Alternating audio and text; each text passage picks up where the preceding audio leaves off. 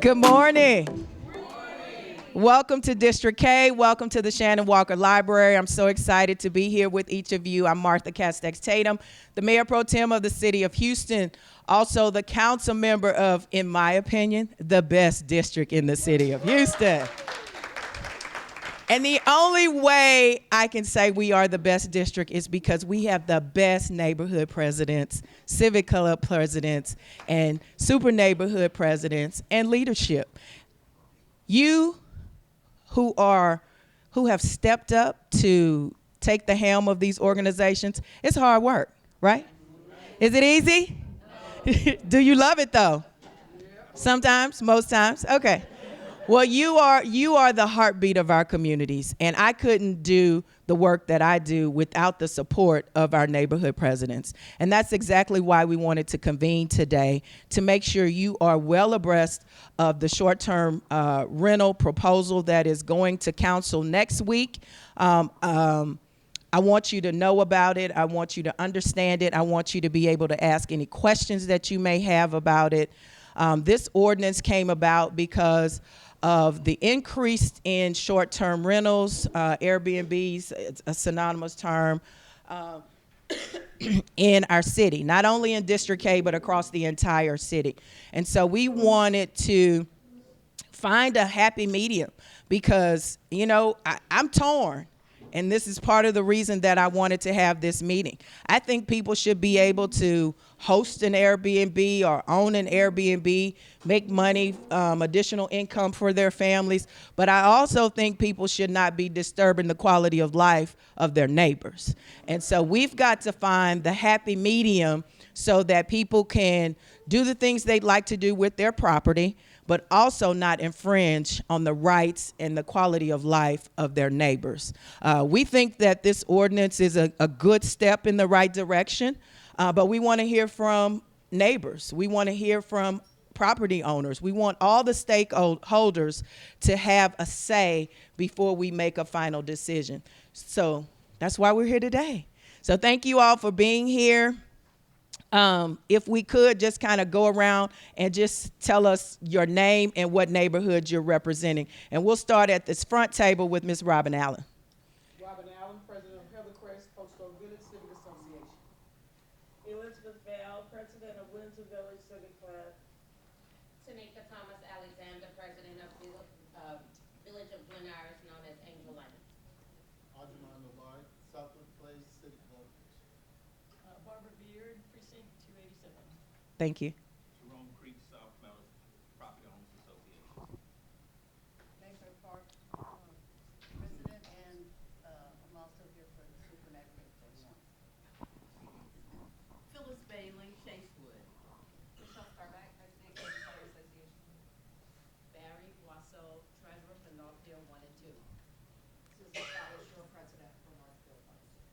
Carla Kinley, Secretary for Northfield 1 and 2. Precinct Place, Linda Scurlock, Precinct Place, Ramwood Park City Club. I'm substituting for Ms. Leonard, President. Thank you. Kim South, Willow Meadows. Santel Frazier, Cage Village. Sarah Harper, Briargate. Jane Griggs, Westwood. Good morning, everyone. Sylvia Rivas, President, Raise Up Super Neighborhood Council District 6. I'm Chloe Stratton, and I'm representing Woodshire, Tech Division. Thank you. Good morning, everyone. Julian Ramirez, Houston City Council at-large position 1. Danica Sosa, Caribbean Point. Lindsay Pollock, President, Westbury Civic Club, also representing Super Neighborhood 37. Good morning. Jacqueline Lee, President of Chasewood. Runika Dietrich, Southwest Crossing. Linda Wright, Almeda Plaza. Linda Landry, North Concord, Newport, Thank you for showing up. So thank you all for being here today. Without any further ado, I'm going to turn it over to ARA and we'll get the presentation started. Thank you, Council Member. Again, my name is Billy Rudolph, so I'm Chief of Staff for ARA. And a little bit of history, like she said, this has been going our thoughts for a little while. The council members brought this to our attention. We knew, but council members really wanted us to take a closer look at short-term rentals, how they operate, some of the problem ones, some of the things that we might be able to do to regulate them. Back in November, we put together, ARA, legal, and with the help of council members' input, put together our first draft of what the proposed ordinance would look like. We asked for feedback. We had a feedback form available online. We had almost 300 respondents just telling us from things like, you shouldn't do this, just ban them all together, or we don't want an ordinance at all, just let us have our rights. And so there's people from both ends that want strict regulations and really crack down. There's other folks that really don't want any regulations. So we've tried to find a happy medium, a balance, put something forward that we can start with. And of course, down the road, we might see what's missing or what's too harsh, and amendments can be made down the road. But we want to go over today. You guys have something called Appendix A, which is the proposed ordinance that the council members are going to consider next week. But I'm going to go through just a deck, which you guys have as well, an overview, because we're not going to go through the whole entire ordinance top to bottom. I'll go through an overview of some of the major points that it goes through, and then you guys can have questions. Catherine Burning's here, Neerja Ayer's here from legal. You guys ask any questions that come up during this. First of all, just to know what a short-term rental is, it differs from something that's long-term because it's something that somebody would stay at for less than 30 days. And there are some exceptions. You could see boarding homes, hotels, lodging facilities. There's some exceptions that aren't considered short-term rentals, so they wouldn't be impacted or have to register if you're one of those items that are on the exception list. Go ahead. I'm going to come this way. So what this really is at the heart of it is a registration. You have to register your short-term rental, and so it's going to be a $275 annual fee to register. They'll do it through the permitting center, but it'll really be an online form. You could do it online. You can come in and ask some questions if you need, but it's all going to take place online. Go ahead. And some of the things that it's going to ask, I'm not going to go through every single thing, but it's going to ask your address, the name of the owners. You're going to need to prove that whenever, they obviously want somebody that's going to have proof of ownership of the place. And you'll have to provide your 24-hour emergency contact. They're going to want somebody that can be contacted by occupants or emergency personnel if something happens there. You'll have to list your platforms if you're listing it on Airbnb or VRBO or wherever you might be listing it for rentals. And then obviously you're going to have to make sure that you're not breaking your HOA rules and things like that. So HOA rules might supersede what the registration might do. So you can't be breaking those and doing it above and beyond what your deed restrictions or HOA rules already are. And then this does require hotel occupancy tax. So you're going to have to, if you're going through Airbnb, a lot of times they'll pay it, and you'll have to just prove that they've paid your occupancy tax. Or if you do it yourself through Houston First, you'll have to prove that whenever you register as well. And then there might be some different information that we might consider requiring, but there's nothing.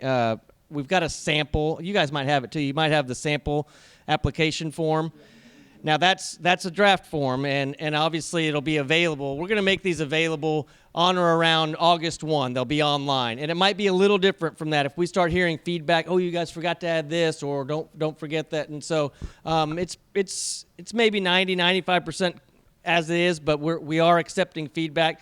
I put that online, and there's an email address you can click on if you say, hey, have you guys considered this? Or you might, we want to hear from people like you if we left something out, or if you have some sort of suggestion that we might want to consider. So, yes, you can get denied if you show up and want to register, if you go online and submit something and we find out that, oh, this isn't the real owner, or you guys have done something intentionally misleading, or there's something incomplete, you might get denied. We'll work with you because we want to have certain things like we went in the last slide, but we'll work with you if something is misleading. Maybe it was inadvertent and you didn't mean to put it down that way. So we'll talk to you. You need to show your proof of occupancy tax, like we said. And then also we'll be checking. We'll have a list of folks that if some reason they got their registration revoked in the past, they're not going to be able to obviously get registered for a new property. And there's reasons for revocation. We'll go over that just a little bit here in a little bit. And some of these are things that you might get cited for if you have short-term rental, it would be the noise and sound levels. We do have an ordinance that restricts how loud you can have amplified sound. Also, there's building and neighborhood requirements, sometimes building code. There's fire code things that you could get a citation for.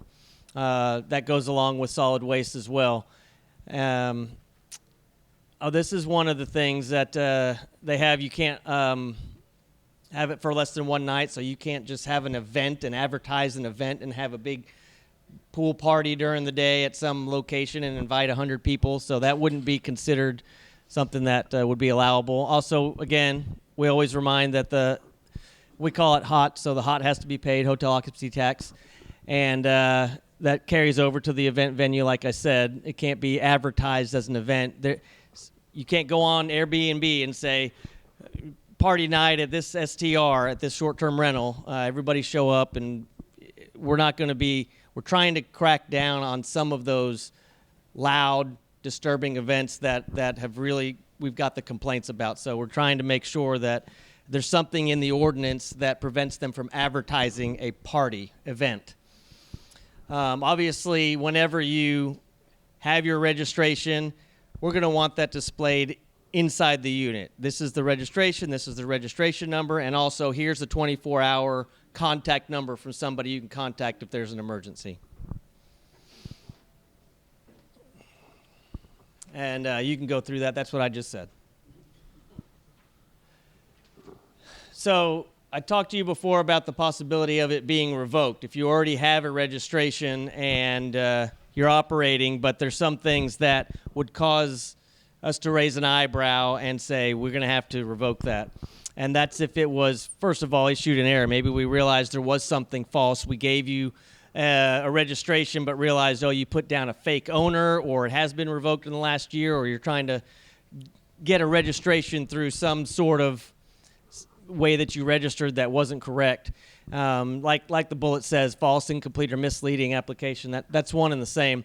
Also, sometimes if the owner changes, or if you change a unit at a complex or something, you've got to let us know that, okay, we've got a new owner here, or something's changed that you didn't register with in the first place. So that would cause us to revoke it as well.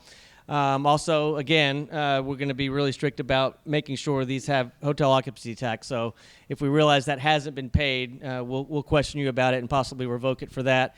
There are some citations that would cause a revocation as well. One of them is for the noise ordinance. So if you've got two citations, convictions in a 12-month period, then it will be pulled. So that's something that the owner is going to have to really be on the ball about if they know that they have a citation that's resulted in a conviction. And obviously there are some serious offenses that might happen. And if those types of things happen at your short-term rental, we find that the owner knew about them, condoned this, there's a chance that it could be revoked for that reason as well. And like I said, if you get it revoked, you're not going to be able to register again for the next 12 months. For some of the violations, let's say it's a code violation, let's say it's some sort of solid waste violation, any of the normal regulations that we went over before, you could be fined. So citations could be handed out that are $100 up to $500. So that could go on. That wouldn't cause, something that's a little bit more minor, that's a citation, wouldn't cause a revocation, but there are certain penalties to try to get folks on board and make sure they're following the rules of the ordinance. So part of it being revoked or a registration not being approved is that the city, we've partnered with a third party that's going to help us run the platform on our website. So you'll be able to go into the platform and register, but you'll also be able to go into the platform and see where short-term rentals are, which ones are registered, and there will be a list of registered short-term rentals.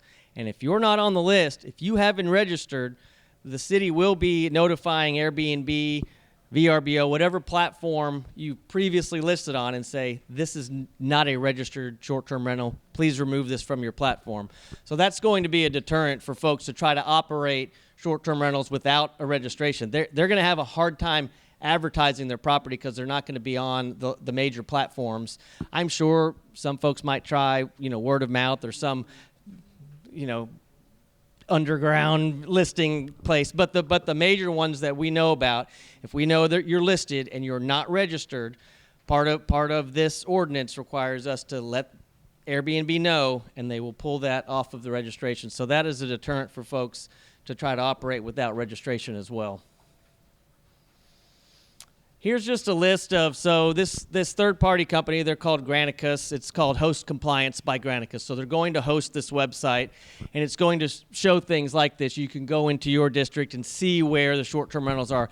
They've already helped us identify more than 8,000 short-term rentals that are currently existing. They swept through all of the Airbnb advertisements, found out where these places are, given us addresses. We also ran some numbers through Houston Police Department and 311 just to see how many either complaints or calls have come in over a year's time about these addresses that we found. And so you could kind of see by the colors. The blue ones have had 207 or so, about 200 calls to the police. And these aren't 911 calls. These could be just calls, hey, they're being loud. Hey, they left their trash out. Hey, I saw something that you guys might want to come by. So it could be any number of calls. And also some 311 calls just to report incidents have been made. Now, these aren't far and away above the amount of calls for typical addresses that aren't STRs, but we did notice that there are a little bit more calls just because, there are gatherings at short-term rentals, so they could lead to things that might be called in about. So I just wanted you guys to kind of see, your district, so you could see where some of the, up in the north end, obviously there's a little more places that would be STRs. Things are happening. It's closer to events and bars and sporting events and things like that. So that's where the STRs are right now, and maps like this will exist on our website. I think I'll get your question. I think that might be the last slide. Okay. Catherine is from regulatory permitting, so she'll be the one that helps folks administer their registration. They'll call her department if they have problems. They'll visit in person and want us to help them walk through the online process. And Neerja's here. She's on the legal team, and they've helped immensely put together the ordinance. They're the ones that write all the fancy words and make sure everything's included and try to hopefully make both sides happy enough to where there's not too much to complain about. But there probably will be folks that have issues, complaints, things they want to see, and that's what we want to start with here today, hearing from you guys. So if you have a question for any of us, please let us know now. I'm going to start right here because she had her hand up first. This was part of I don't know if I have this one online. It's on the Quality of Life website for December, I think it was December 4th. I'll double check that. Yeah, so it was part of a presentation made to the Quality of Life Committee. I didn't put this one on the short-term rental website, but I could add it. I could go back and post and predate it and say, here's the presentation, and it has it split up by district. So I know that Dee Dee pulled it from the Quality of Life because they saved the slide decks that we presented with. Here's the mic. I'm passing this to you. You want to come up so that we can capture it on HTV, please? I just actually wanted to know if someone applies. I just wanted to know if someone applies for this certificate, will neighborhoods be notified? There's not a notification mechanism in this ordinance. This is really, as Billy said, this is our first foray into it. So we really are trying to find, we do have a company that is doing the data mining to pull everything they can find, but this is helping us figure out where they all are. Oh, I'm sorry. Talk louder? It's on. Okay. There you go. That better? Okay, so we have a data mining company that has come in and done the data mining, Granicus Host Compliance, but we also want the registration to see that we know exactly where everything is. So that's where we are right now. It's difficult. I'm trying to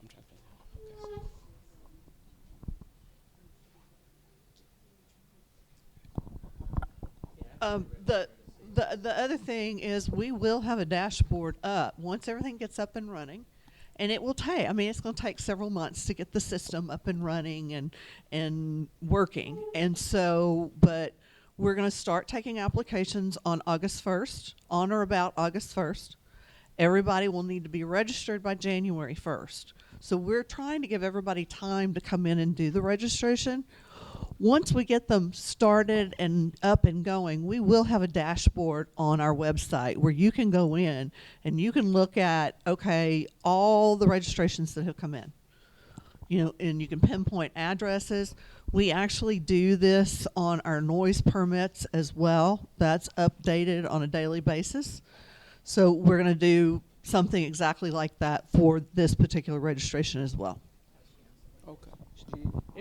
Like on that map where they have the dots, we will have something similar to that. It will be live on the dashboard. You could see all the dots citywide. You can zoom in, see the address, and you'll have a list. So you could see, okay, this property across the street from me, they are not on the list.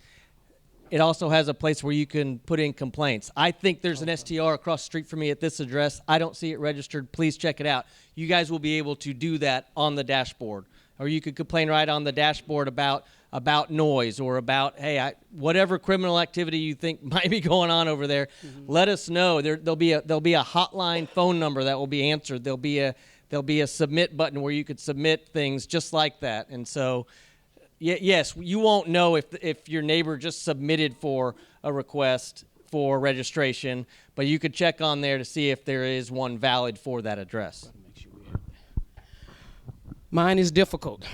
Okay. I don't know if this resident is truly a short-term rental, long-term rental, whatever he's doing, but he's leasing each room in the home. Okay, that actually, is it short-term rental that he's leasing them, or are they coming in and leasing for more than 30 days? As long as they can pay, I'm thinking they are leasing it for longer than 30 days. We actually have another permit that was put in place in 2018 called a lodging facility permit. If you think they're running a lodging facility, which is basically a room for rent, and it's not disabled or elderly, and it's not a sobering center, but it's they're just renting the rooms out for people, yes. Call 311, put in a complaint to 311, and that will be routed to the Public Works Department. And they will go out and take a look to see if they can figure out exactly what's going on. Okay, if we're using the app, though, what criteria are we putting that complaint into? In the 311 app? Yeah, that's the issue. I'll have to get back with you on that. Okay, I'll give you my information. Yeah, okay. Thank you. And let me add, when you do that, Robin, get that SR number and send it to us so that we can follow up and make sure that somebody goes out and checks. Good morning. Lindsay Pollock, Westbury Civic Club. I have just a couple questions.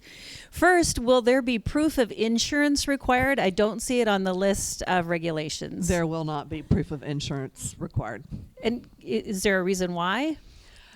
We got a lot of feedback from the owners and from Airbnb and Expedia, because Airbnb actually provides insurance for their renters. So there would be insurance through a platform. So if they're using their platform, yes. And we exempt others who are not using a platform? We do not. We are not going to require insurance at this time. During the 5 months that owners are given this grace period to come into compliance, will law enforcement have access to the database? Is there a plan to work with them? So if they're responding to a call, they'll be able to enter that into the database? Do we have assurance that that will be happening? I have been working with HPD. I have been working with Chief Harden on this particular ordinance. Part of where we are right now is we don't know. We've got the system. We know things that it's going to do, but until we build it out, I don't have the exact details of can we do it there, or are we going to do it somewhere else, or how's this going to work. Right now, call the non-emergency number, just like you do on noise. Call the non-emergency number. But if I see the flashing lights and I know that my neighbor property has been visited the short-term rental. I'm glad to hear that it's on your radar, and it would give me a lot of peace of mind to know that there's some interconnection between. And we're working on that. We are working on that. And then my last question, what is the current administrative fee? I see that that is required in addition. Oh, it's 32. It's like $32 and 23 cents. Toya is also another representative from ARA. That does, over time, that might see little teeny increments over time. So that's not a set fee. But right now, it's for 2025, it's set for what did you say, $33.10? Okay, and our fees have an annual escalator on them, and this will also have an annual escalator on it, and it's done by CPI. It goes into effect January 1st of each year. So everything will have the escalator on it as we go. So the fee, right now it's $200. We're proposing a fee of $275 because we did a cost of services analysis with the finance department, and they came back and said that would assist us in recovering all the costs for the third-party system that we're using. So that's where the fee came from. We didn't just pull it out of the air somewhere. Hi, Jane Greaves with the Westwood Civic Club. My question is, can leaseholder, someone who rents a property, run an Airbnb? Yes, but part of the requirement in the ordinance is if you're a leaseholder, you're going to have to get some kind of acknowledgement from the property owner that they know that's what you're doing. Okay, so there has to be a buy-in by the homeowner. Okay. And another thing is not necessarily a question, but a comment. We're focusing a lot on crime and this and that and the next, and we're not really focusing on, I don't know how else to put it, protecting the middle classes. This is their largest investment, and we always ignore them. I'm not torn on this at all. This is not helping protect people's largest investment, and that's just my comment. So are you saying that having Airbnbs is not helping to protect people's largest investment? No, I just want to make sure I understood your concern. Absolutely not, because it's driving up the cost of housing in these neighborhoods. Having a wild party house is detrimental to people's investments. Trash that just sits out in front of these places. A lot of these places, they don't manage their, there's an $850,000 house in our neighborhood that's an Airbnb, yet they don't take care of their beautiful landscaping. So no, I don't think this is in any way a benefit to the middle classes. Okay. Good morning, everyone. My name is Santel Frazier. I'm from Cambridge Village, and the question I have, I gotta hold it up. Oh, okay. Wow. I thought it was loud enough. My question is if the Airbnbs are going to be held accountable under or having to pay the hot tax, since they're being identified similarly to a hotel, is it not possible to get some type of, I guess you can say, badge or sticker when they are registered to put in the window, just like we register our vehicles and we have to have that present, so that therefore, as a president, if I get a call from one of my neighbors, I'm not having to go, theoretically knock on doors or ask questions. I should be able to see at first glance and to put them at ease so they're not assuming that it's an Airbnb when it could be just a family having a party that evening. Thank you. Honestly, we hadn't thought about putting a sticker in the window of some sort. What we were most concerned about is we didn't want to have the locations identified as Airbnbs that were visible to the outside, because we were concerned, what you were talking about, your property value. We were concerned about theft. And if I've got a bunch of stickers in houses saying 4 houses on this block are short-term rentals, that's going to hurt everybody else in doing what they want to do with their property. So that was the reason we haven't put a visual on the outside of the Airbnb. But we are requiring them to post on the inside the copy of their certificate and an emergency contact number. And once the dashboard is up, you can look up the address and determine if they are registered and are an official Airbnb. I'm sorry, I should have stayed there. When we contact 311 and report something to the department, it's referred find a violation, they come out and they put an actual sticker on it. So, and it's white orange. Oh, yeah. You don't have to pay a price for calling it out, which is something that would allow us to identify that that is a short-term rental property. Okay. Good morning. Am I holding it close enough? Ramika Gidry, Southwest Crossing. This is about the dashboard. I know that you said the system that you use to do the initial data mining to fill the spots that have already been identified. I know that there will be an opportunity for members of the community to report those that aren't listed. But will there be a system in place that will monitor, or will it be totally dependent on community to report those that aren't listed? We are going to have to rely on the community because we don't know what's happening out there. I mean, I can tell you what's happening in my neighborhood, but I don't know what's happening an hour and a half from where I live. I know you mentioned initially, though, that there was some software in place that they were able to poll the different platforms to find these locations. And there is, and that particular software is what we'll be using to do the registration. They will also be the complaint line that will be managed 24 hours a day. So you'll be able to send in email complaints, or you'll be able to pick the phone up and call them. They will also have the emergency contacts for all the short-term rentals. So if there's a lot of noise going on, it's midnight, you need to go to bed and go to sleep so you can get up and go to work tomorrow, you can call the complaint line. They will get in touch with the Airbnb owner or the applicant and say, hey, you got a problem, you have so long to take care of it. Thank you. How many neighborhoods are having problems with short-term rentals? Is it 1 or 2, 3 or 4, one that's really a big nuisance? You got 4, 1, 2, 2? Okay. Good morning. Michelle Starbuck, Glenshire Community Association. My question is about Chapter 30. So you said that we would be able to, you would be able to do something if they were to get citations. If they get citations and convictions. Just getting a citation is not enough. It has to go to municipal courts and they have to get a conviction. Okay, so so that has to actually come through HPD, coming off the streets, taking care of other criminal activity, to come into our neighborhood on a call for sound ordinance. Okay. And the other thing is, so our security reports for our security that we pay to go around, that makes these reports, and we get them daily or weekly. We get a monthly report talking about these sound ordinance issues.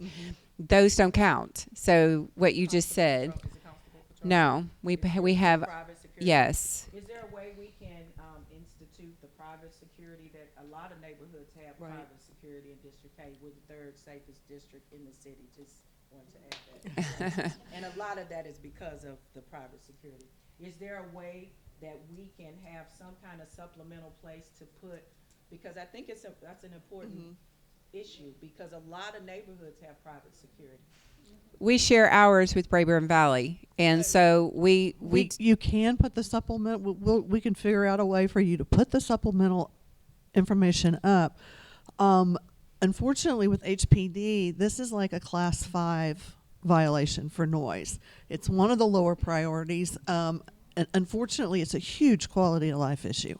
Right. And this is the same thing that this lady was saying back here, that it really damages our property value, because who's going to want to move into our neighborhoods if they get wind that nothing's happening for these short-term rentals because it is such a low priority. That's a great question. So she makes a great point, because I'm thinking about all of the calls that we get and all of the complaints about noise, and many of our neighborhoods are using private security. We need to figure out how the information from private security, when I go to Civic Club meetings, the constables are doing a report. The management district meetings, they have private security. They're doing security reports. We need to make sure, because it is low level for HPD, but the constables get there pretty quick and they tend to it. And so for the neighborhoods that are paying for private security, we need to figure out how that information can also be used if they do have to go to court, we need to build a case for the nuisance properties, because the good property owners also don't like the bad property owners. So we need to make sure that we have some kind of platform for private security. Okay, we'll take that in consideration. Thank you for the work that you're doing on this. I know it's not easy, but I have a few more questions. If you're receiving the hot payments, is there a way to cross-reference your database to be sure that if you're receiving that payment from a platform, but the property isn't registered, how is that going to be handled? Here's our problem to try to do something like that. Airbnb and Home Away, I believe, have contracts with Houston First, and they pay the hot taxes. Houston First can come in and do audits, but they do not give us the aggregate data. And we are not able to get it because of the way the contract is written. And this is something we discovered as we were going in, because we were looking at something very similar of, well, can we get the information from the hot taxes? And we're not able to because of the way the contracts are set up. And they were set up before we were going down this road. And there's not a way to demand a revision of that contract? Not right now, as far as I understand. Now, we might when it comes up. I don't know when it comes up for renewal. So the other question that I have is things like the requirement to respond within 24 hours. Who will be monitoring that, and how will we know if they've responded within 24 hours? Will that information be publicly available? So if I'm a neighbor and I know darn well nobody's shown up within the last 24 hours, can I personally call the owner? Is that information going to be available to me? So it's not really, when it says 24-hour, it means somebody's got to be available around the clock. It doesn't mean they have to show up within 24 hours. In fact, if you call the emergency contact person, they've got to respond within 1 hour. Now, they don't have to be on site, but they've got to handle whatever emergency is going on. And yes, it's something that we will take a complaint for on the platform. If you are a neighbor and you just say, hey, I'm calling this emergency contact, there were just gunshots at this location, and that person doesn't answer their phone or doesn't show up, it's been more than an hour, and you could please let us know, hey, the emergency contact was not available in an hour. That's a violation of the registration, and so something will be done about that. You can definitely put that in there. Let us know. I'm going to go back to the insurance piece, because as a homeowner, if I happen to be next to a short-term rental and that house catches on fire, or the occupant runs across my front yard and my insurance isn't going to cover it, I'd like the assurance of knowing that there is insurance in place to cover my investment and my responsibility as a homeowner and a neighbor. And additionally, I'd like to know, has there been a study on the economic impact to real estate that is situated next to a short-term rental? As a real estate agent, I'm wondering if I have a listing and this publicly available database is there, and I've got a client who's interested in purchasing this property. Now, is the homeowner's property value dropping? Also, is my insurance rate going to increase because now I'm next to a short-term rental? Just wondering. Thank you. And those are great questions. And yes, for the economic development study, I know that wouldn't be something that I'm knowledgeable about. I don't know. That might be a question to ask for our economic development folks with the city, or even propose that they do a study like that, because I see the rationale for thinking that might be the case. As far as the insurance, yes, that was originally on our first draft, and we had a lot of reasons why we considered taking that off. I mean, some people might Airbnb their property 2 times a year, and to require them to have insurance for $1 million insurance policy, I think that that hasn't been put to bed, and there might be an opportunity in the future to have some sort of policy where it's depending on how many stays people have. I don't know. That could be a consideration in the future. For this draft, we took it off because there's too many questions just like that about it. And we definitely want to hear from folks, and especially after this is in place, if we do see issues arise for that or any other part of the ordinance, it is available to make amendments in the future once we realize, oh, we didn't think this was going to happen, or we didn't realize there was this, this much prevalence of this activity. So some of those things is a little bit of let's tread into the water here and see just what we might need to adjust in the future. Thank you.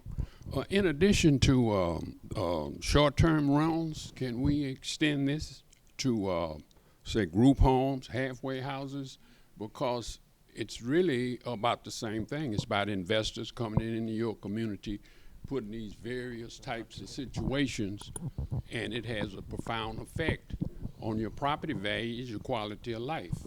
There are different levels of housing. The city of Houston actually ran into what they're kind of halfway houses, but they're not by the state term, and they call them alternate housing facilities, where people have a home and 5 people that are on probation come live in that home. We do have a permit for that, and DPS is aware of it, and if they don't have our permit, that house will not be used through DPS to place probationary. So we already have a permit that has that. It's listed online. The lists are online. We have a permit. This is a gap in state law that they've allowed the cities to go into for what they call boarding homes. And those are specifically aimed at the disabled and elderly. We also have a permit for that. They're required to have certificate of occupancies, so we know they're safe, and people can get out if something happens. We have a permit for what's called lodging facilities, and that's what I was referring to earlier, and that is when they're renting by the room. And what we're seeing happen, and I know what Public Works has been seeing happen, is there are companies that are coming in, and that's what they do. They come in, they renovate the house, and they do it without the city's knowledge. So they've gone in and they've taken the living room and made it up into 2 or 3 bedrooms. And so those are actually regulated through the lodging facility, but the only way we know they're there is if y'all call and tell us. And Public Works is really good. When the 311 calls come in, they send an investigator out to look at the house, to try to talk to somebody that's living in the house, to find out exactly how it's being used. There are state laws that regulate on what we can do. We can't ban because of the state laws. Now, halfway houses from TDCJ and have a different definition than the alternate housing facility, which is, I believe, what you're referring to, because that's what we see in the neighborhoods. So it's in Chapter 28.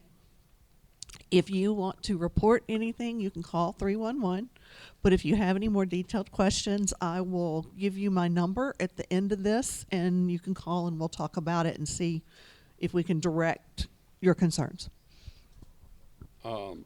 Just to follow up on that a little bit, in most of these deed restrictions, there's a restriction in there that says residential only. So if you got a halfway house, you're not talking about residential, you're talking about an investor. So is anything the city can do to work with this? That's in most of our deed restrictions. Okay, so let me clear up the state law. So you're correct. Most deed restrictions have a residential restriction saying it's only there for residential use. The Supreme Court of Texas, in a case called Tar v. Timberwood, declared that using an Airbnb constitutes residential use. And so that's the big sticking point. When the Supreme Court has said, we've looked, and it was a very similar case. Somebody was renting a home, and the neighborhood, the HOA complained, the Timberwood Association complained, and when it made it all the way up to the Texas Supreme Court, where they held that just because you rent it for a short duration, and that's really the key, it's the duration. just because you rent it for a short duration, the use itself is for cooking, sleeping, and eating. Because you're saying, come stay at my residentially restricted, for residential purposes, which goes back to the point that the ordinance will not allow you to rent it less than 1 day, and it will not allow you to do it as an event venue. So that holding in by the Texas Supreme Court is why we can't just arbitrarily go to court and say, well, we think because it's an investor, it's now changed the use, because the court's already said, we've looked at this issue, and here's our holding, that just because the duration is so short, the use itself still remains residential. What about the term single-family residential? How does that impact in the deed restrictions? So single-family residential means, it goes back to the same thing again. It's use. So when you think single-family residential, you're talking about the structure, right? So you're saying it can only be one structure under the single-family use. When you talk about residential and commercial use, you're talking about the use itself, not the structure, what's actually going on inside. So for example, if I had my law office set up at my house, and I had a sign outside my house that says, Nirja Iyer, attorney at law, and the front door's open, that's clearly commercial use, right? Okay.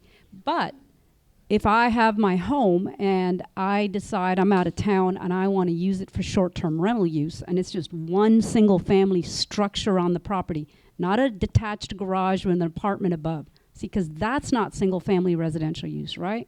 If you have the garage apartment above a detached garage, you have two living structures on that property. So I don't know if that clears up your question. Did that clear it up? Kind of. Made it muddy. Okay. So tell me, what if I'm a neighborhood, what do I need to have in my deed restrictions to protect the neighborhood from Airbnbs? Excellent question. And the answer is you have to have a restriction that says no property can be rented, leased, relet, sublet for a period of less than X number of days. So whether you say 30 days, whether you say 5 days, that's what the neighborhood decides. But if you have that residentially restricted language that you cannot rent it for less than X amount of time, and I would propose, for example, 30 days seems to be the benchmark, right? Because if you rent your home more than 30 days at a time, it's considered a leasehold. Think about when you've been in a lease, the lease expired, you're allowed to go month to month, right? Every 30 days. So 30 days is sort of the benchmark of what we constitute as full-time living versus a short-term, rental. And, part of coming up with how you word your deed restriction, think about people who, let's say you sell your house and you move and you decide you want to rent your house. You want to continue to own it, but you want to rent it. You don't want to have it so restrictive that somebody couldn't rent their house, because I will tell you, if anything's going to affect your neighborhood value, it's a vacant home. And you don't want that, right? So again, if you're going to amend your deed restrictions, which would circumvent all these issues and this ordinance for that matter, and there Can you repeat that wording? Because I see a lot of people writing that. Okay. Well, I don't want to give you exact wording. You're going to have to, I would highly recommend you have somebody with a legal background. Get an attorney. Okay. Yeah. We'll have a deed restriction workshop. To the gist of it is, you just want some sort of language that says you cannot lease your property less than X amount of time. And I'm just suggesting 30 days seems to be a good benchmark. But I've seen them where they're even more restrictive. Like they'll say you can't do it less than 60 days. And they're basically trying to eliminate any kind of rental property in their neighborhood, which can be a good thing and can be a bad thing.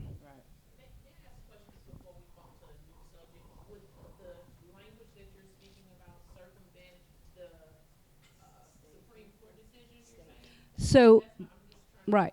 So deed restrictions, as you all know, is a contractual private contract or agreement amongst the property owners, right? So deed restrictions, because it is a contractual requirement, when you buy the property, you are subject to those, right? So what happens is, because you have a deed restriction and at the time you're buying the property, it says you cannot rent it, then that well, it doesn't supersede, but it basically doesn't allow somebody to rent the property. And so going back to Catherine, her point about, you know, if there's false or misleading, or we find out later on information that you have a deed restriction, it has a restriction that you cannot rent less than X number of days, and we find that out later, just like with all the other deed restriction violations that you guys call in, we will run it through the same process. And if it turns out that in fact is the case, then we inform ARA and go through the revocation process. Okay, you in the, I'm out of the hot seat. okay. You uncovered the dwelling of the homes. I'm down to the parking on the street for over 24, 48 hours, and also vehicles parked in the driveways, blocking the sidewalks. For example, if someone is staying in a house while they're getting their house fixed from some insurance or something, and they have a lot of cars there. Some of them have been parking in the grass, in the yards. What would you do about that?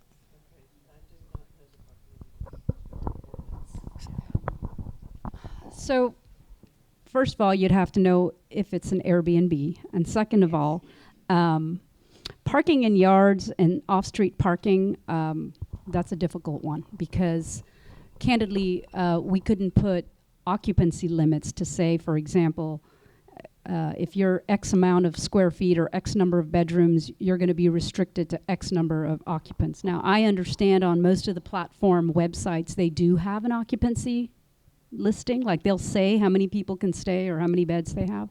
But as for parking, one thing you've got to keep in consideration, people can park on your street. That's just, it's a public right of way. And so if people want to come and park, they can, regardless of whether it's an Airbnb. So let me give you an example. If you are having an event at your house and there's 30 cars on your street, you have every right to do it as incidental use to your home. So when someone is parked on the street, by virtue of the fact that it's a short-term rental, doesn't make that, you don't own the part of the street, right? It's the public street, the public right of way. So what So you they can park there for 24 hours. The Correct. car has to move Correct. within 24 hours. But does the Airbnb, if you are a PYP neighborhood, does the people that are renting through Airbnb, they still have to follow the prohibited yard parking for the neighborhoods? I'm not aware that the prohibited parking in yard ordinance is going to be inclusive of this, and I don't believe it is. So if I'm an Airbnb user, I can park in the yard, and this neighborhood went through the PYP process. No, I don't think that makes sense. It wouldn't. You would still be able to enforce the PYP. Okay, that's it's what I not. wanna It's make nothing sure. to do Yeah. with the short-term rental. The PYP, you can't do it whether you're a short-term rental or whether you live there full Got it. time, right? And then Separate the other issue. question is the blocking of the sidewalks. I mean, we can call Park Houston and do a sweep Or you for would- people parking. But let me tell y'all this. We get a lot of calls for people that want to enforce people who block sidewalks. Depending on how long your driveway is or how short your driveway is, when Park Houston comes out to do a sweep for people blocking sidewalk, they do a sweep for everything. So everybody in the neighborhood that is violating any kind of parking is going to get a citation. So I do want to make sure that people know, if it's something with your neighbor who is constantly blocking the sidewalk, the other neighbors better not be parked the wrong way. They better, so you can call Barbara. We can get you a sweep with Park Houston. They come out, they're gonna. This is basically just a comment about short-term rentals. I think they do impact the quality of life for everybody in the community. And if you have too many, it's difficult to build community, right? You want people in your community involved. And I believe that the short-term rentals impact, homeowners associations in building their community and supporting their neighbors. And I think we need that more now today than ever, especially post-COVID. So that's just a comment I had. Thank you for sharing your comment. Yes, sir. I just need some clarification. I've been curious for some time now. How is it on parking. How is it that downtown and other areas, they have these signs saying no parking? What is the distinction, and how are they able to put up a sign saying no parking? You know, when you're downtown, you got to pay. What's the difference in a residential area? Why we can't say you can't park on the street here? I mean, I don't know. Now, I'm just asking.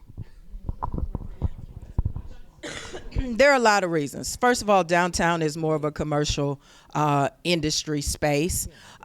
There are some neighborhoods that have some no parking zones, like from here to the stop sign, where people have visibility problems. But the issue is the streets are public streets. People can park on the public street. There's also some size limit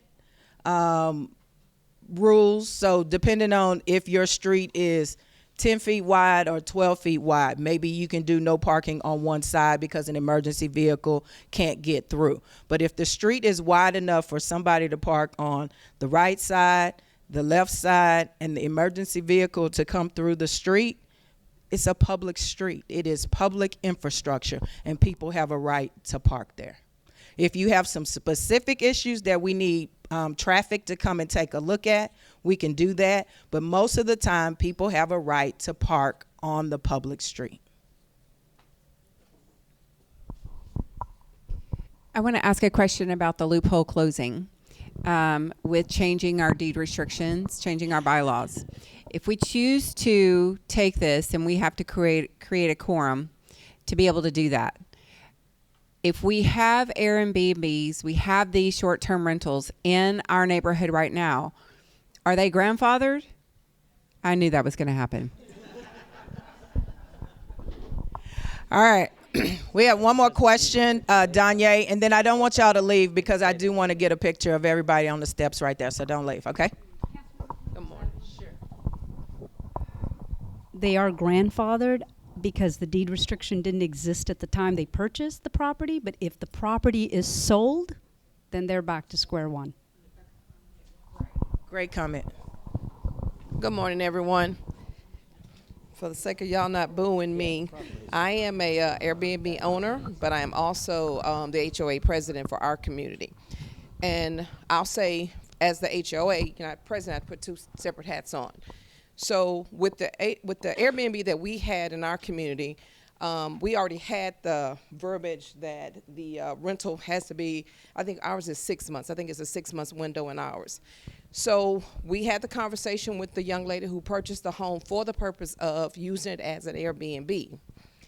She then began to do long-term rentals. And I will tell you that we now have more problems with her long-term rental client, her tenant, than we did as her property as a Airbnb. So her tenant is not the quality of person that we would like living in our neighborhood. So,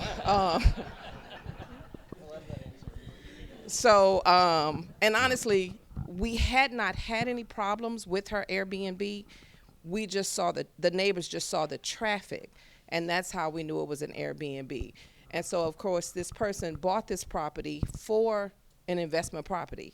You know, she never had any intention in living there.